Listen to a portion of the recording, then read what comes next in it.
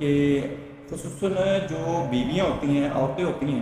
وہ رابطہ کرتی ہیں کہ ہمارے شوہر جو ہیں ان کے تعلقات دوسری عورتوں کے ساتھ ہیں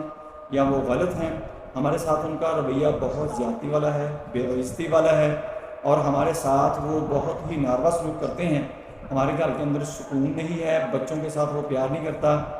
اور ہمارے ساتھ کوئی اس کا لینا دینا نہیں ہے، خرچے کا خیال نہیں کرتا۔ ان ساری باتوں کو اگر آپ